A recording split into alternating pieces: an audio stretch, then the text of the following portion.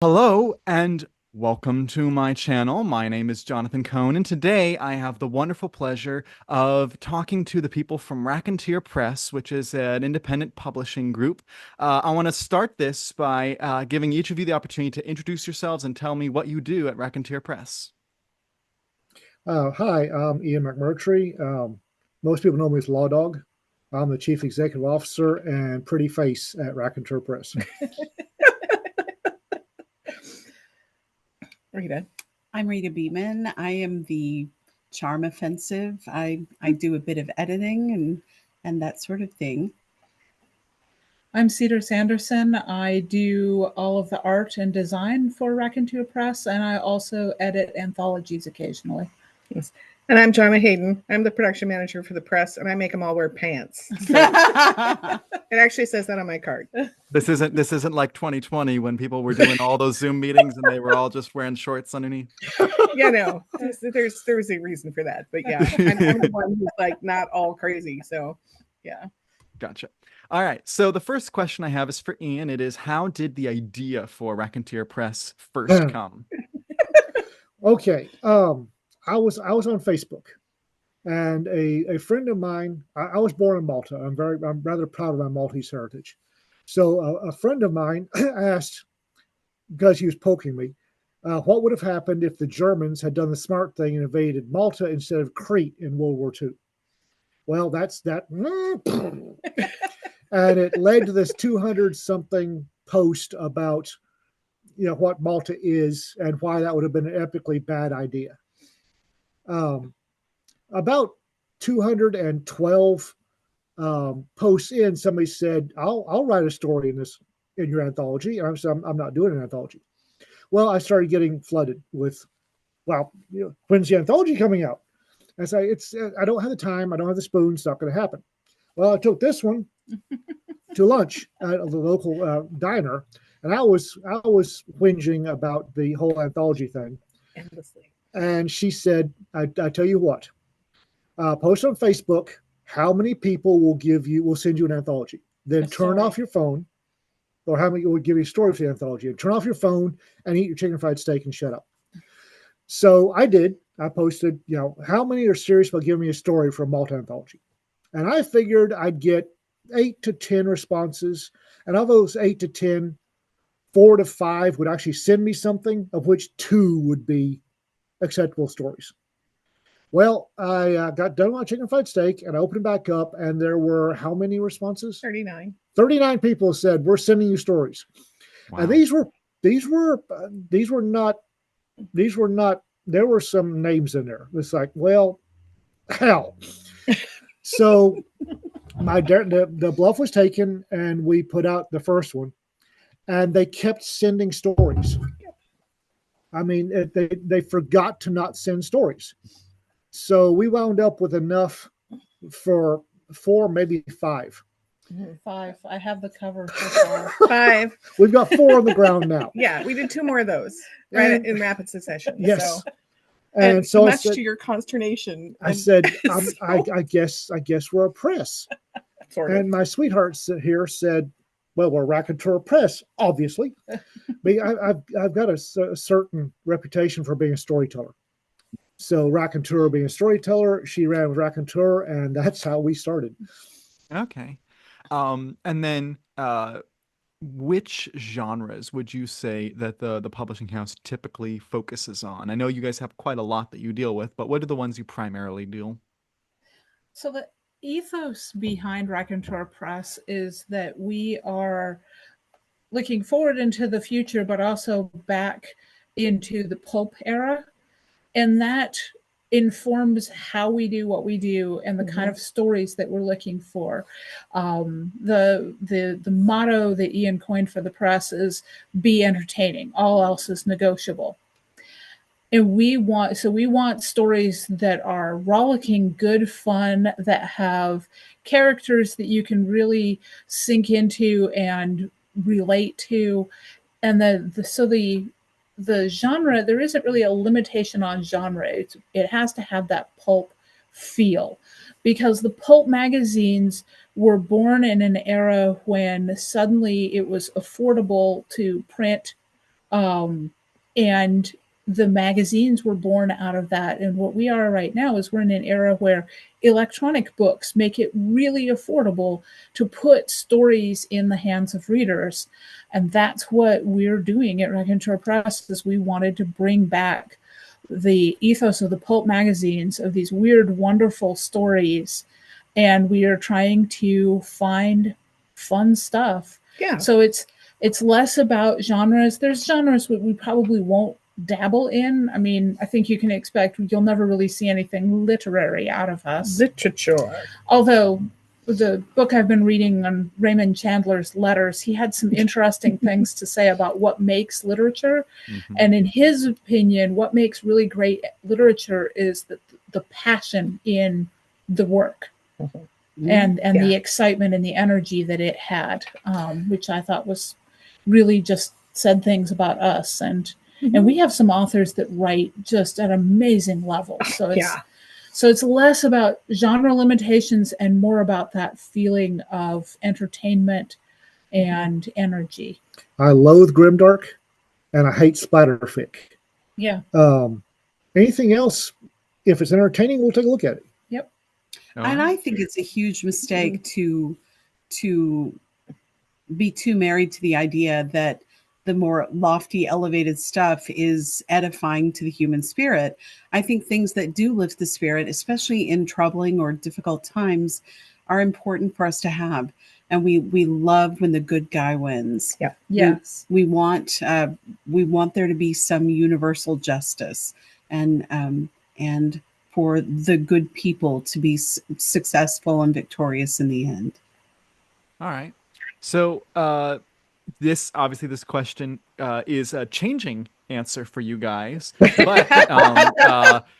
Jonna, do you have a question? I have a question for you about the books you publish. So you've been increasing over the last couple of years. I think every year you've done more, and I think next year you plan to do even more. What kinds of books are you producing? I know it's mostly anthologies, but I know you're adding more types of books as well. What is that going to be looking like in the next year for you guys? Chaos. Well, so, but we thrive in chaos. I'll tell you that. We actually do really well. So we had so much fun in our first half a year of launching a bunch of things that we had a ton of ideas, mostly from the guys' live stream thing, because we, Ian and his friend Jim do a live stream, and the audience on that is insane. And they kept throwing ideas at us. And so we started collecting all those up. And that's where the 24 and 24 came from, which everyone thought it was bananas for us to do. And we're like, oh yeah,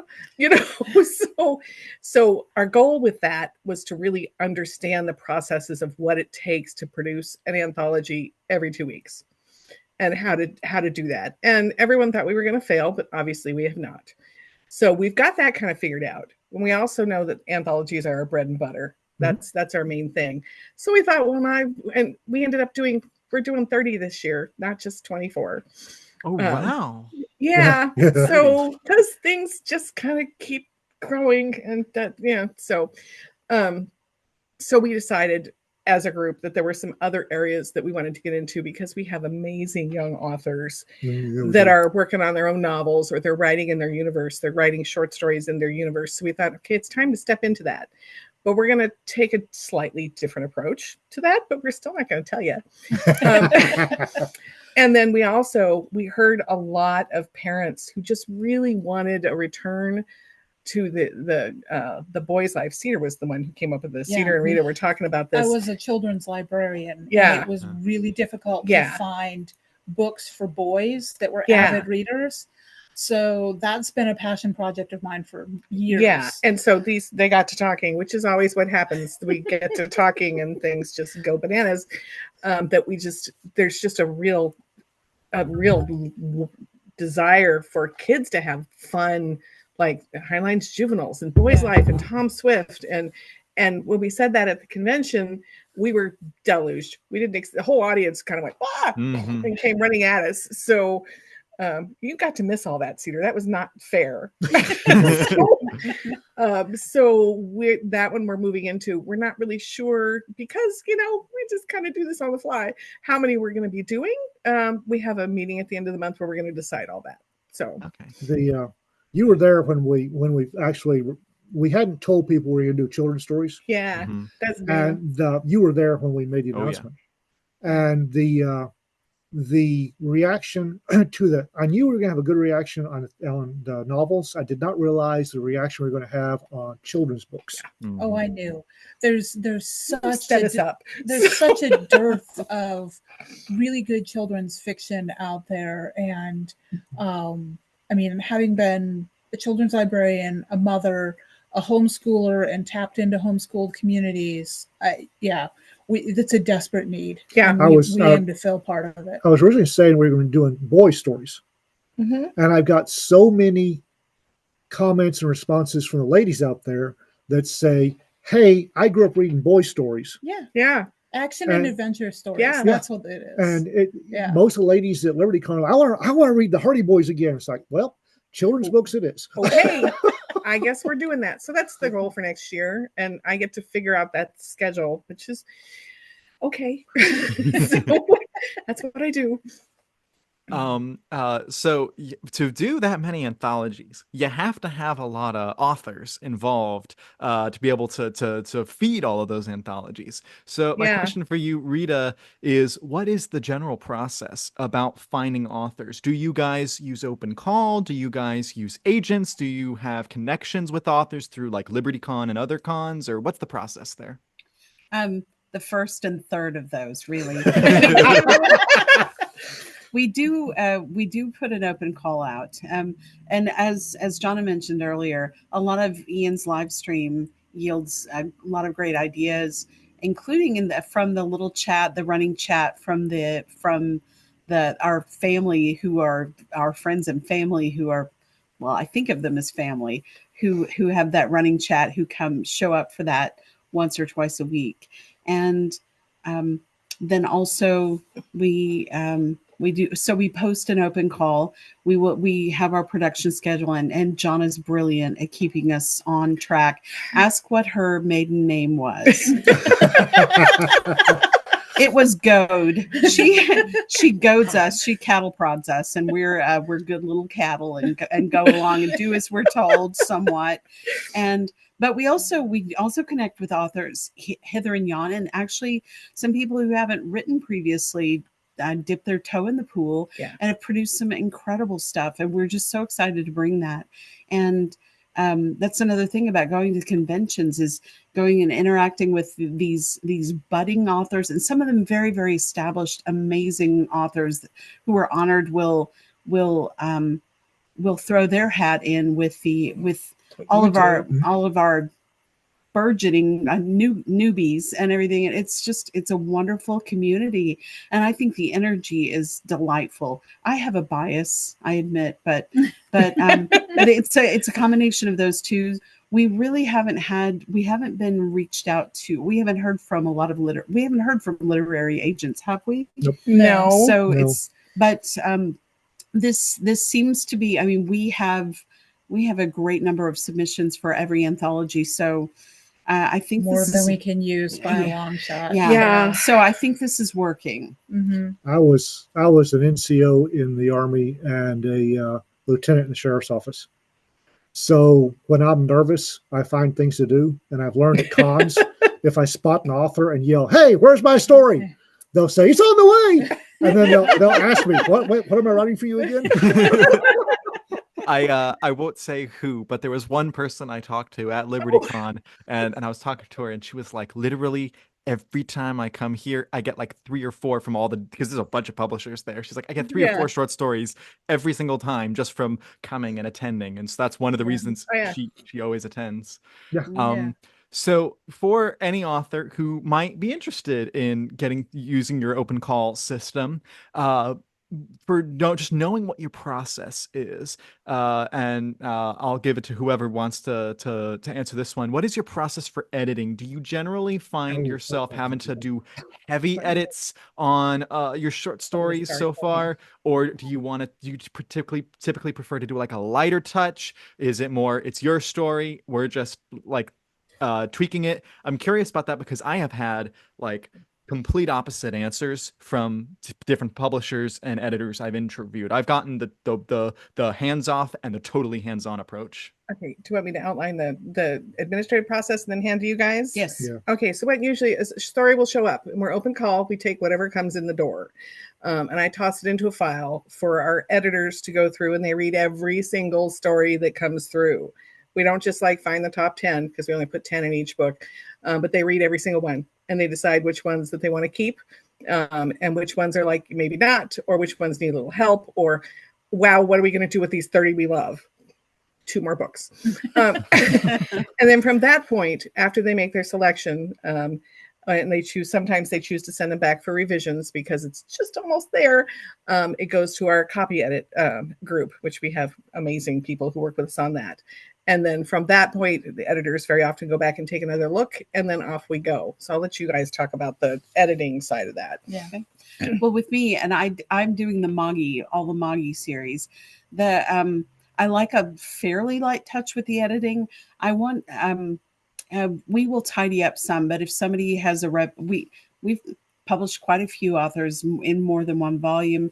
If somebody's having the same issue again and again, we'll start kicking it back and saying, you need to fix this.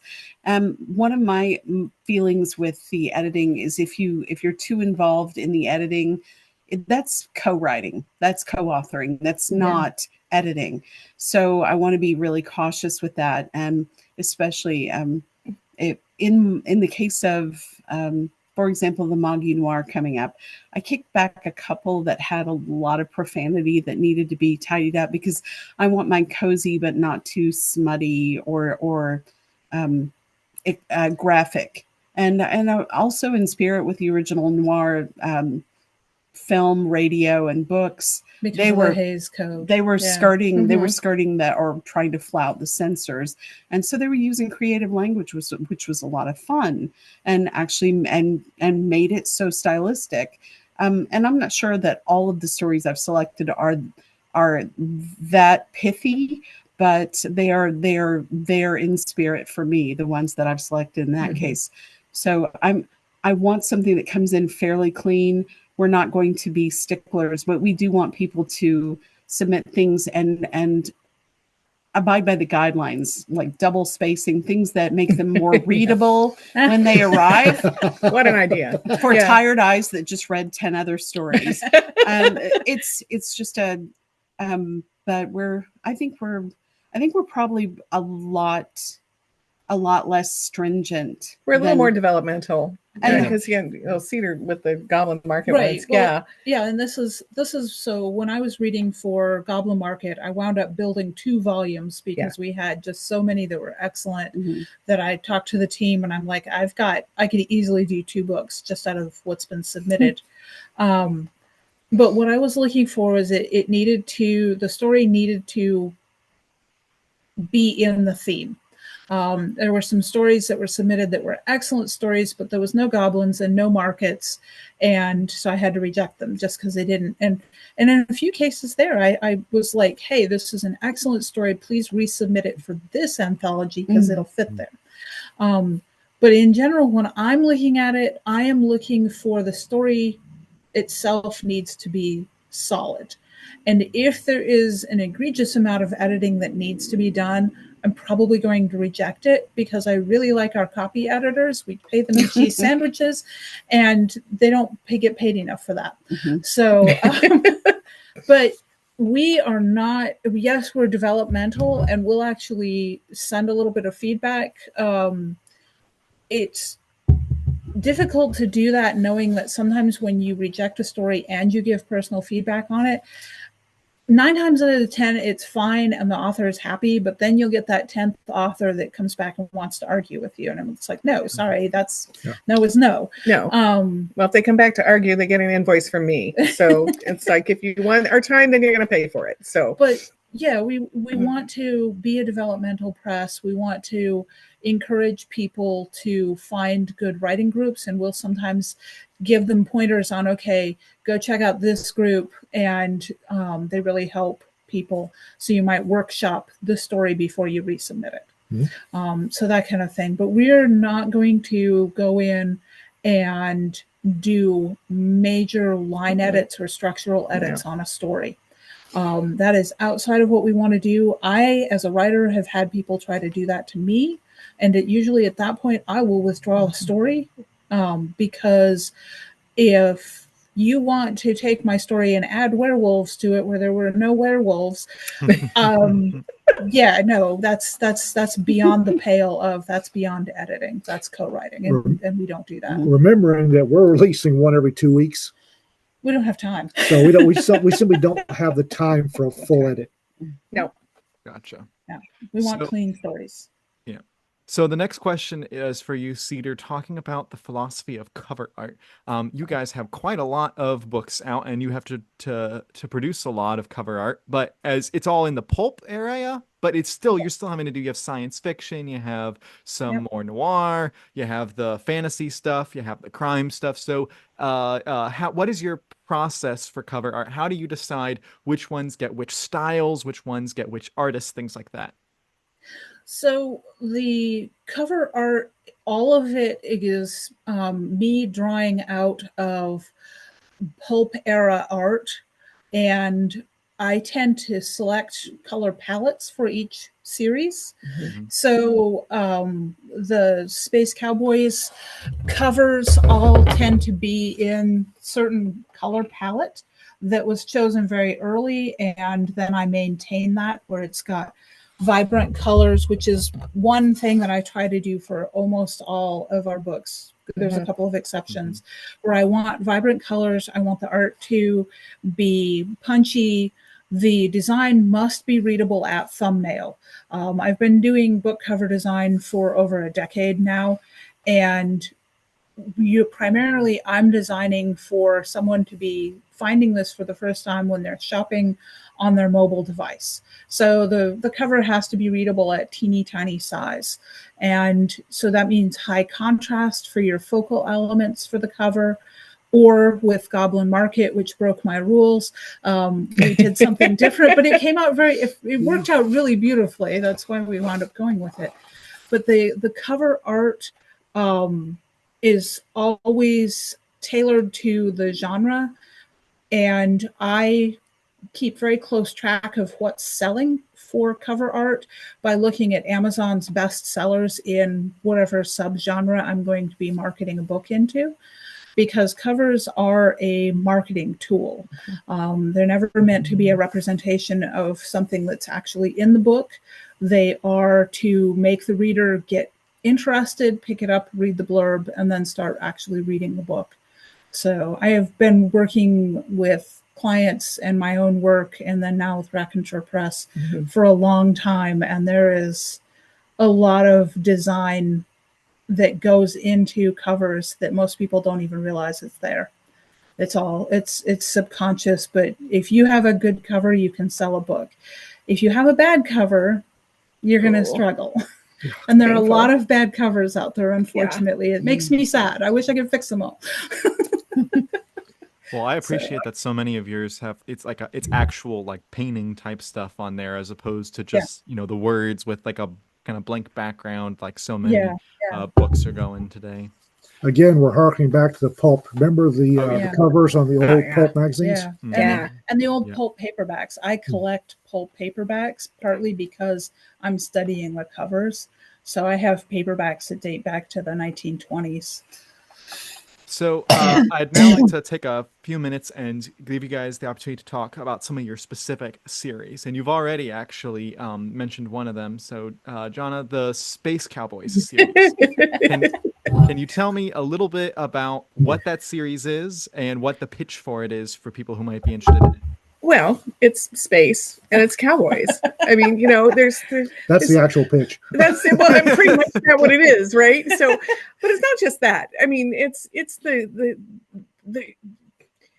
who doesn't want the wide open adventure of exploring the great open, whatever. I mean, it used to be you go west, young man, right? Mm-hmm. Well, you can't really go west anymore because there's this ocean and cities and stuff. So now go to the stars. So of course there's going to be cowboys out there exploring the stars and dealing with the things that a cowboy type of personality would deal with in space. I mean, this came out of a discussion on, while we were at a convention, and having this, people were throwing anthologies at Ian after we'd done the first 3 Maltas, and he was, well, I kept replacing his cup with my full one, and there were stuff in it, and alcohol, Really good bourbon. really good stuff. But he was like, and we got to talking about, wouldn't it be great to do that, because we'd done the 3 Maltas, and what would be the next thing? And we all love westerns, and we all love science fiction, so we thought, well, why not? You know, we're in Texas, for crying out loud. So Space Cowboys was born, and we thought, we'll do one.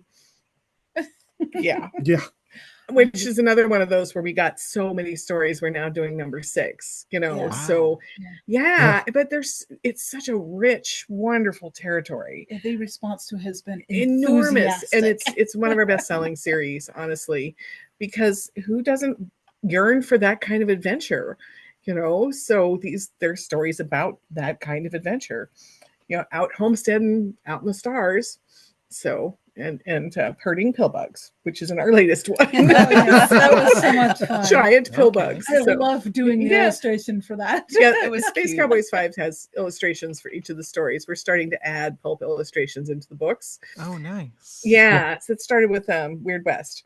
Yep. And fake ads, like and fake ads like in the back. Oh, yeah, I love those. So there's Revolver ads in Space Cowboys 5, and it's just, so we thought, well, why not? If we're going to do this, let's really lean in. Let's lean into the right. So we started that, and now we have silly ads that are the ones in Maggie Noir are just ridiculous. Every story gets a black and white line art illustration. Yeah. And then usually I've got 3 or 4 of the fun fake ads in there. Which you have no idea how much fun we have writing those. Yes. But just we're fairly insane channel that we write those in. For Goblin Market, the ad was for somebody's tusk cream.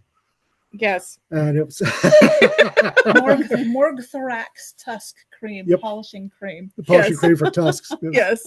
Yes. Yeah. So, and we have, what was the toe beans for the Moggy? Yeah. Auntie Myrtle's toe bean cream for the Moggies that's coming out this week. Yeah. So. Well, that's actually the perfect lead-in, is you guys keep referencing the Moggies series. I believe it's called the Moggies in Space series. Who wants to take that one? Rita? That's all Rita. That's all Rita. Well, yeah. You know, actually, the funny thing is, a few years ago, we were at a convention, and I was talking with Bridget Correa about Cat from Red Dwarf, the British sci-fi series, and Cat is this character who's evolved from a cat that someone snuck on board a ship about 1 million years earlier. And the guy awakens from stasis. All humans are dead. He's the last human, and his cat has evolved to this flamboyant, outrageous character. And Bridget and I both were talking about that. I was thinking about that conversation later on, and I thought, I'm going to write a ridiculous cats in space story. And I wrote that, and then I sent it to Sarah Clitheroe, one of our editors, and she said, you know, this would make a great anthology. And I said, you think? And then everyone said, yes, we must. And that was how it came about. Cats in space. Think about it. Cats on ships have always been useful because they control vermin and minimize the vermin in foodstuffs for humans who are, the people who work on a ship. And it made sense that there would be cats on a ship in space, which is what my first story kind of surrounded on. But then it goes from there, and we got all kinds of incredible stories. And anyway, it was a hoot. Are the cats in any of the stories like super sentient, or are they more there's every stripe of cat is in these. Some are not sentient, but are just useful and work in the or just happen to be central to the story. There are some cat human hybrids, cat other hybrids. There's a lot aliens. Cat aliens. Yeah, there's all kinds of there was one with the one that I loved had a litter of super smart kittens. Yeah. So the adult cats are running around this problem, and the kittens are bumming around behind them solving the problem. Yeah. That was so clever. Yeah. One thing that I should probably put in, because it goes back to talking about the open call and what we expect from authors. Our framework for an anthology is very open. Yeah. As long as it's within the basic theme, we want the author to have fun and play with it and do their thing. We're not going to limit them to the cats have to be a certain way. Well, Space Cowboys. It had to be cowboys in space. There you go. Space Marines in space. Yeah, it's Moggy Noir was Cat's Spectacular Tail Noir Goat. And just right. yeah. And the Moggy series, not just Moggy's in space, but Moggy Noir, and we're going to be doing more Moggy themed stuff as 2025 goes. It's one of our better sellers. Yeah. And we noticed, the ladies and I set up a local booth. And at a comic convention, you'd have the guys walk in and they'd see Space Cowboys or Space Marines and lock in. Oh, and the pinup gals. Well, the pinup, the of course, you know, she's 6 feet tall. So, and then their wife, significant other, girlfriend would roll her eyes and step in the booth, and she'd see the Moggies. Cats. And we'd sell 2 books. We'd sell Space Cowboys or Space Marines and Moggies. And it's like, yes. You have something for everyone. Yeah, we do. Yeah. Some of the Moggy stories are, I'm sorry. Some of the Moggy stories do get a bit dark, but I like them cozy, mainly cozy. Yeah. So I don't know who wants to pick this one next, but you guys mentioned how people see your pinup noir series a lot, and you mentioned it's the 6-foot woman on the cover. I don't think the 6 foot is the thing that's drawn there. No. It's our banner that's 6 foot tall with our lovely red head that stops people in their tracks. Yeah. So yeah. And it was designed that way. You can geek across or spot it from across a crowded convention hall. And it's just like the straight lines straight to her. So, but she's pretty rocking. How did that series get started? Because Ian found a pinup picture that he really, really liked. Yes. And shared that and asked authors to write a story inspired by it. And it was an image that we were not able to get the license to use for a cover. Really expensive. Yep. So I actually happen to really be an aficionado of pinup art. Yeah. Gil Elfgren is the best. But the Hildy art is also very awesome. So I actually have an affinity for pinup art. And when it came time to design these, I knew it was going to be a series. I knew it wasn't just going to be a one-off. I only have to worry about one cover. No, I'm designing for a series. And at the time, Jonna and I and a friend were involved in a live podcast, stream, a podcast called 3 Moms of the Apocalypse. So the 3 pinups on the first 3 were all modeled after each one of us. So the first one is actually me, the redhead, and the second one is Jonna, and then my glorious white hair. The third one was the 3rd mom of the apocalypse. And when number 4 happens, it'll actually be modeled after Sarah Clitheroe, one of our copy editors. Yeah. Much to her complete dismay. She's like, I'm not beautiful. And I'm like, yes, you you are, honey. You are, honey. We're doing it. But that's my thing with the pinup girls on the covers, is I wanted them to be gorgeous and competent. And these are dames who can't be bothered to be distressed. Yeah. Yeah, it was the poster was Greg Hildebrandt's Saturday Night Special. Yeah. Stunning. Greg Hildebrandt. And somebody sent that to me and said, I'll bet you can't do an anthology on this. And it's like, probably not. So I put it on Facebook and ding, ding, ding, ding, ding, ding, ding. I guess we're doing a pinup anthology. So what this means is that going forward, all you ladies need to put cover model as part of your job. Yeah. I mean, so we had an author we just met at Cantina. He walked up and he introduced himself, and I have 130 authors in my head. I can't remember them all. And so he asked me, I said, which book are you in? He went, Pinup Noir 2. And I'm like, oh, you're in mine. I should know that. I'm so sorry. But yeah, we stand by them, and it's like Cedar's the redhead and stuff, so it's fun. But what we wanted for stories in those was basically to have these amazing feminine heroine, and yet also be noir. I think you'll probably pick up that some of us are over here are really big noir fans. So I had no idea. So, well, also our Maggie Noir cover is inspired by Rita. So, the Maggie Noir cover. Yeah. I don't know how far we've propagated that yet, but that I modeled that one after Rita. And it took a while to do it right because I really wanted the gun handling to be correct because Rita is a really good shot and I didn't want the cover model to be doing anything weird with her firearm because well, and she had to have the right glint in her eye. Oh, well, that too. Yeah. I do know there would you'd probably have some audiences who do know how to handle the gun right and would very much notice it in the picture. So that's good that you're thinking about that because some publishers are like, all right, just have him hold a gun. It doesn't matter. Well, it used to be when I was limited to stock art for cover work, it's darn near impossible to find good stock art that practices decent firearm handling. So I use Midjourney as an AI tool now, and I render out with that.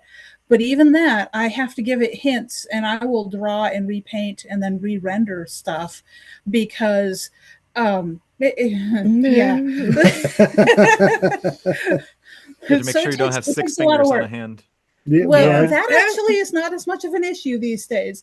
But Space Cowboys having 6 legs in a cow in Space Cowboys is not a bad thing. You can do that. Space Cowboys. It's not like Earth Cowboys. It's an alien cowboy. Get over it. 6-legged cow. Why not? Let's do that. Use your imagination, people.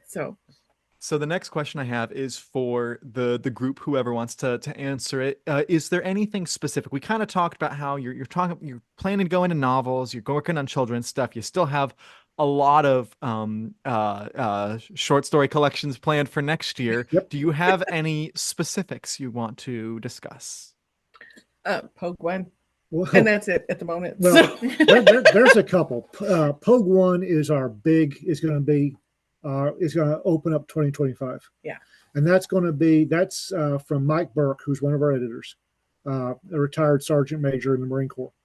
And he wants to do a collection of stories, military science fiction, but not from the grunt's point of view. He wants to do stories, the support staff.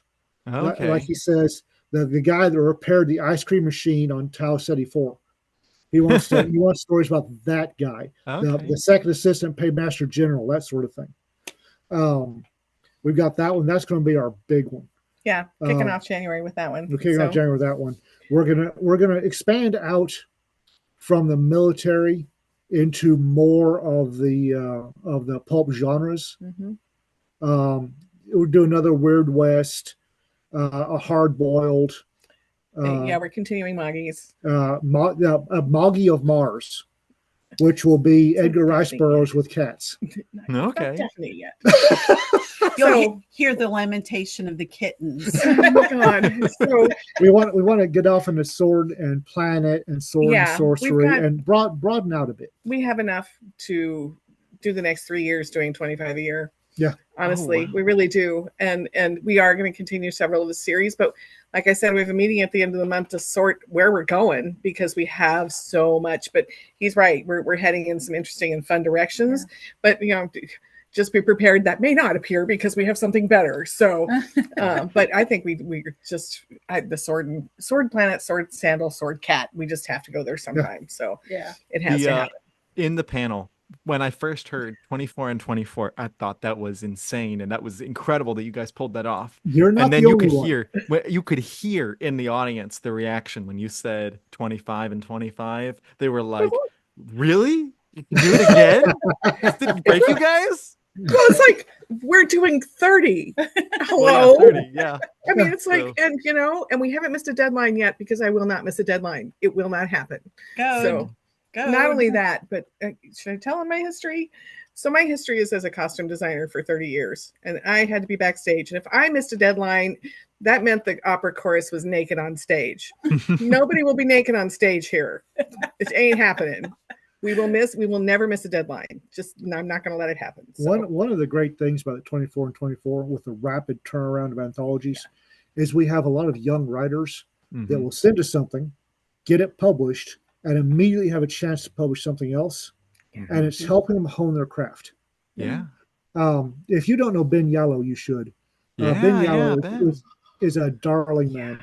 And he told me one time at one of our dinners that one of the many, many, many figures of golden age science fiction told him that the greatest feeling he felt was walking into a bookstore and seeing the name of an author on the spine of a book, and he had published that author's first work. Oh, yeah. And I didn't know what he meant until now. We know it now. We do know it Yeah, now. yeah. To the in a couple of years, I'm going to walk into a bookstore if they still exist, and I'll see some of our authors, and that's Yeah. going to be so great. Yeah. Yes. Well, and we've published so many first stories. Yeah. And we've published some very young authors. When we were doing the 50-word postcard books, we had Insanity. we had children as young as 8, as 6 that submitted 50-word stories, and who the editors weren't looking at demographics.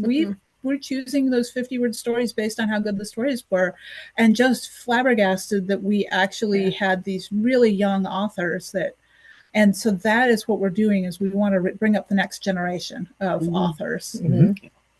Well, that's also good from a standpoint of it's not just good that we have, that you're building up authors, but it's good for you guys that it allows you guys to build, you have a very loyal author base. The authors really like you guys, and that happens with some publishers, but you That's can tell the terrifying. fervor. You can tell the fervor of how much they like you guys, which means that you are treating them right, and that means that they will continue to want to. You will never be wanting for material because they will always be wanting to send you stuff. Yeah. We call them our Thanks. yeet team. We call our authors our yeet team. Oh, there's a And- story. Yeah. There's a story there. But whenever we put something out, the Facebook will explode because everybody that even the folks that have one story that posted us in our very first one 2 years ago will enthusiastically spread the word about our new book coming out, and that's Yeah. great. Yeah, I mean, it's a very supportive group because we're all in this together. We see ourselves as partners with the authors. It's like we're all pulling. Nobody's sitting on the cart. Everybody's pulling. Yeah. And I love contract day. It's the best Yeah. day ever. But what's good about contract day is they know that only 10 stories are going to get in, right? So if you have 20 who've submitted and they're all friends, they're all in the same writers group, they don't go, there's no Eeyores. Every single one of them is like, yay, you got in. Great, I'll go for the next one. So that whole thing, that camaraderie of go team. Well, we have that tempo, the 24 and 24, which turned into 30. So they know that they're going to have another chance. Yeah. Mhm. Yeah. So. And it's been fun to watch him grow Yeah. and get like Jesse Slater kept working. It was just not, and then suddenly he hit it. I mean, he found the skill, and we've done 4 from him now. Yeah. He's in Moggy Norn. You put him on the cover, I did Cedar. put him on the cover. So it's like, yay, first cover. We are what I call next generation publishing. Mm-hmm. Traditional publishing treats anthologies as a loss leader. Yeah. We don't. If we get 40 good stories, we'll do 4 anthologies. 1, 2, 3, and 4. Mm-hmm. And that is the hardest thing for traditional publishing to wrap their minds around. Yep. If we're small enough and nimble enough, we'll pivot and go, okay, well, Goblin Market. Cedar got enough good ones. We're going to do Goblin Market. Well, she got enough for Goblin Market and Goblin Bazaar. And what the hell will open up for Goblin Souk later on? I mean, yeah, we got 3. We'll do 3. We got 6. We'll do 6. Space Cowboys 458. That's a joke around here. So And you know how it references Space Cowboys 257 and the... You get it. Thank you. I feel that way sometimes with some of the Star Trek books. There are 800 of them, so I'm like, oh, this connects to this, and this connects to this, and I'm trying to keep up with them all. The guy with all the map and the string, right? Yeah. Yes, that is exactly it. So, if people want to buy your books, where can they find that? And B, where can they find you to do the submissions or to follow you guys and to see what's happening? And do you have maybe any other social media stuff coming in the future? Okay, so the main place we send people is to our Substack. Just look up Raconteur Press on Substack. There we are. We have our open calls page there. If you want to find us on Amazon, all you have to do is type in Raconteur Press anthologies, and they're all linked together. We've got number 31 is coming out, and I just put together the stuff for number 32. So they're all linked there. We are in process of our website is this close to being ready. And our website's going to grow as we put it up. We're going to start fairly simple, and then we're going to be adding more and more there as we go. Plus, we're getting so much pressure for a print-on-demand store because people are like, I want that ad on a T-shirt. So we'll be moving into a print-on-demand store for also the quotes this man tosses off at the slightest opportunity. So there will be swag. Swag. We're going to have a swag store. We have a Raconteur Press Facebook page. Yep. Yeah. We have an Instagram and a Twitter, but we're not using those yet because we don't have enough bodies. But I just got a new one, so and the guys are like, "Oh, we get to make the Colonel pick up cigarette butts. So we get to do the Instagram." So the Substack is probably the best place for people to stay up to date with us, because if you subscribe to that, and it's a free subscription, there is a paid option, but you don't have to do that. You will get all of our Substack posts in your email, and it'll be everything from little bits of flash fiction to highlight different authors, silly bios of the staff, and every time there's an open call or a week before a call is closing, when there's a closing come up, we send out a reminder. So if someone's working on a story, that way they'll get a reminder right to their email of, hey, it's time to go ahead and finish up and submit that. So Substack's the best way to go for keeping up with all of the craziness. And it's generally kind of zany. So it's us. It's us. Yeah. All right. Well, thank you so much for doing this interview with me today. Thank you. Thank you for having us. Hey, it was fun. So and we didn't I'll put completely over. Oh no, you did great. I'll put the links down below to find all those places for you guys in the description of the video. And until next time, I'm Jonathan, and thank you for watching.